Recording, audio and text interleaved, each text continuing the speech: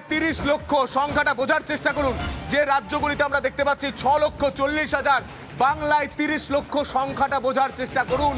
কাজ হারানোতে এগিয়ে রয়েছে আমাদের বাংলা, অর্থাৎ কাজ চলে গিয়েছে বাংলার মানুষের, কাজ হারিয়েছে বাংলার মানুষ, তাতে এগিয়ে রয়েছে এই বাংলা।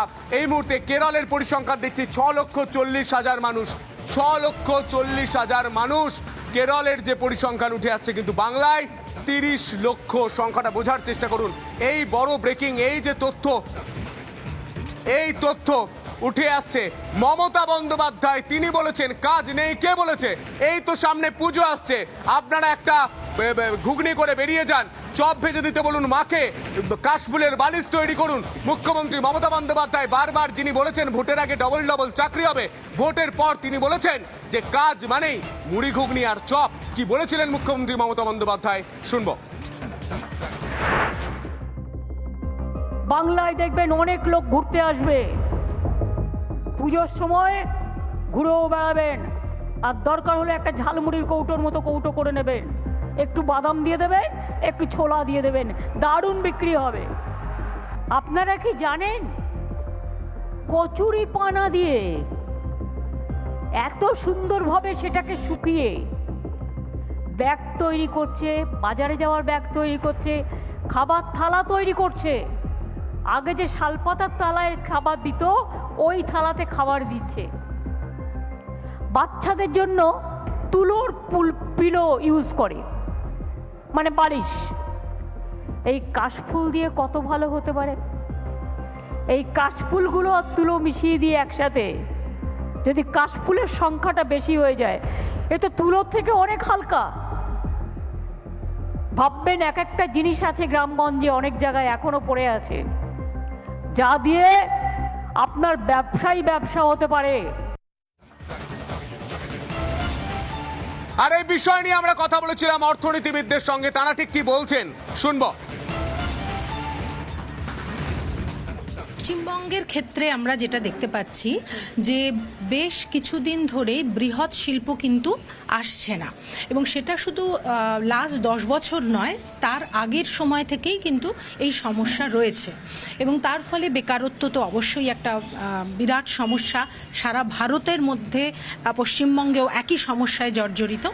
কিন্তু যেটা হচ্ছে যে বৃহৎ শিল্প আনতে গেলে কিছু কতগুলো পদ্ধতি দরকার, সেটা পশ্চিমবঙ্গ সরকারকে কিন্তু করতেই হবে।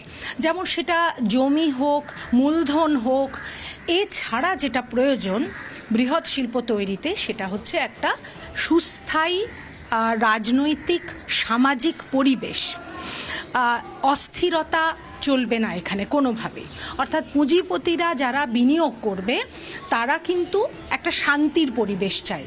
পশ্চিমবঙ্গে সেইটাকে অ্যাসিওর করতে হবে, তবেই কিন্তু বৃহৎ শিল্প আসবে।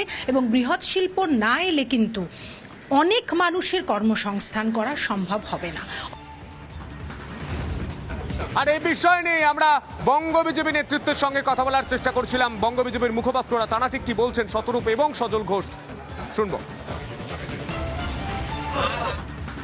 তো কিছু হচ্ছে না, ওটা হবার নেই এখানে। পশ্চিমবঙ্গ সরকার তথা তৃণমূল পার্টি এবং তথা তাদের নেত্রী চিফ মিনিস্টার মুখ্যমন্ত্রী মমতা ব্যানার্জির কোনো রকম ইচ্ছে নেই পশ্চিমবঙ্গের জন্য কিছু করার।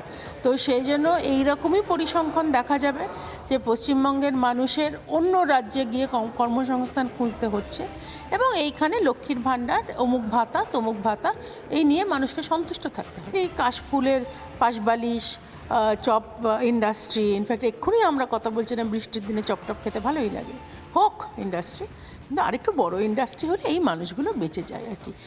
তৃণমূলই তো পশ্চিমবঙ্গের সবচেয়ে বড় সম্ভাবনাময় শিল্পের নাম। আপনি বলুন তো, তৃণমূল দলটা উঠে গেলে পশ্চিমবঙ্গে বেকারের সংখ্যা কত বেড়ে যাবে? হ্যাঁ, পুরো দলটাকে কোম্পানিতে বানিয়ে রেখেছে। এই যে ধরুন সংবাদ মাধ্যম, অর্ধেক সংবাদ মাধ্যমও ঢুকবে, খবর দেখাবে কি সারাদিন ধরে খবর দেখাবে কি? সারাদিন তো খবর দেখানোর খবর পাবে না।